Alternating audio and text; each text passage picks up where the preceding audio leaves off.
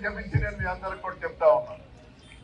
ఇవాళ మీరు గమనించండి, అమ్మ ఒడి కావాలన్నా, ఆసరా కావాలన్నా, చేయూత కావాలన్నా, విద్యా దీవెన కావాలన్నా, వసతి దీవెన కావాలన్నా, అదేవిధంగా మరి కాపు నేస్తం కావాలన్నా, అదేవిధంగా మిగిలిన ఏ పథకం కావాలన్నా, అమ్మా మీ అందరు గమనించండి, జగన్మోహన్ రెడ్డి గారు ఒక్కరే మీకు ఈ పథకాలన్నీ ఇస్తున్నారు అని చెప్పి నేను మీ అందరికి కూడా చెప్తా ఉన్నా. మరి 2014 నుంచి 2019 దాకా ఉన్నటువంటి ముఖ్యమంత్రి, మాజీ ముఖ్యమంత్రి చంద్రబాబు నాయుడు గారు ఏ పథకంలో ఒక పథకం ఇచ్చారా? ఏదైనా ఒకటిని ఇచ్చారా?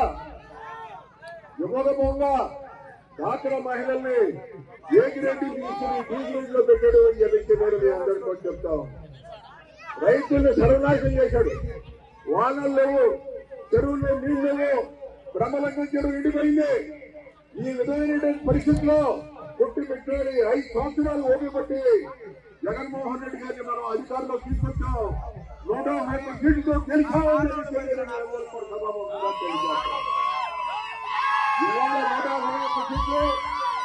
ఇవాళ 150 సీట్లు గెలిచినా రాబోయే ఎన్నికల్లో 175 సీట్లకి 150 సీట్లు కూడా గెలిచేటువంటి పరిస్థితి ఉన్నది. ఏ ఒక్క క్యాండిడేట్ కూడా ఓడిపోరు, ఓడిపోరు అని చెప్పేసి నేను మీ అందరికీ కూడా సభాముఖంగా తెలియజేస్తున్నాను. మళ్ళీ మాట్లాడదాం తర్వాత. ఇప్పుడు మన పెద్దలు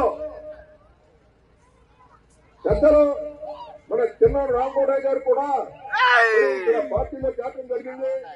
ఆయన కూడా మరి ఇవాళ ఏంటంటే జరిగిన విషయాన్ని కూడా వారు చెప్తారు.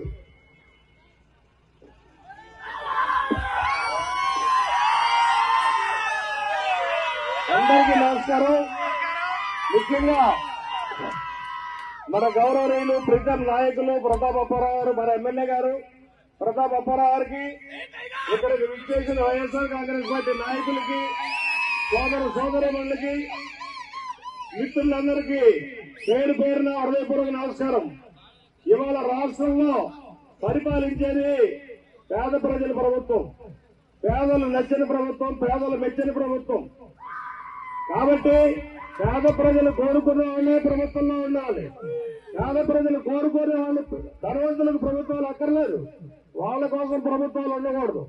నేను కూడా ఇండిపెండెంట్ గా పోటీ చేయాలి, శాసనసభ్యుడు అవ్వాలని కోరుకుంటే, కానీ నేను శాసనసభ్యుడు అవ్వకపోయినా పెద్ద ప్రమాదం లేదు, నాకు లేదు, ప్రజలకు లేదు.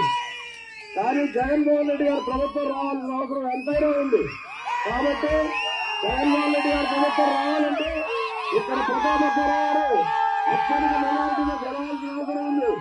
ఈ ప్రాంతం అభివృద్ధి చెందాలంటే ఎంత ఎక్కువ మెజారిటీగా ప్రతాప్ అప్పారావు గారు గెలిస్తే అంత ఎక్కువగా అభివృద్ధి చెంది మనం సంతోషంగా ఉండే పరిస్థితులు ఏర్పడతాయి.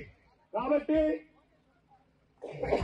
జగన్మోహన్ రెడ్డి గారి ప్రభుత్వం మళ్ళా అత్యధిక మెజారిటీ 175 ఏర్పడటం ఆంధ్రప్రదేశ్ కి చారిత్రక అవసరం.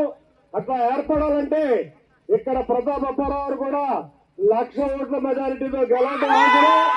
కాబట్టి ప్రతి ఒక్కరు, అందులో నేను కూడా ఇక్కడ గతంలో శాసనసభ్యులుగా పనిచేసిన వ్యక్తిగా నేను కూడా పాత్ర ఉండాలని చెప్పి ఇవాళ వైఎస్ఆర్ పార్టీలో జగన్మోహన్ రెడ్డి గారి సమక్షంలో జాయిన్ అవ్వడం జరిగింది. నేను ఇక్కడ జాయిన్ అయ్యి నూజివీడు వస్తా ఉంటే మరి నూజివీడు నియోజకవర్గ పొలివరంలోనే ప్రతాప్ అప్పారావు గారి ప్రచార కార్యక్రమం ఎదురుపట్టం, సో నేను పాల్గొనే అవకాశం కలగటం నాకు చాలా సంతోషాన్ని ఇచ్చింది.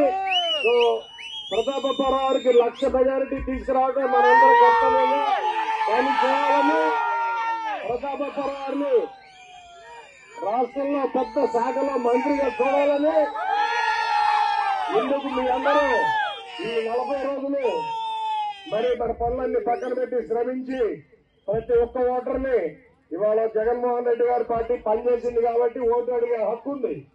కాబట్టి మనకున్న హక్కును వినియోగించి ప్రతి ఒక్కరిని ఓటు అడిగి జగన్మోహన్ రెడ్డి గారిని మళ్ళా ముఖ్యమంత్రిగా చేసుకుందామని నిర్ణయిస్తూ నాకు ఈ అవకాశం ఇచ్చినందుకు ధన్యవాదాలు తెలియజేస్తూ, ప్రతాప్ అప్పారావు గారి గెలుపులో కీలక పాత్ర వహిస్తామని తెలియజేస్తూ ధన్యవాదాలు. అందరికీ నమస్కారాలు.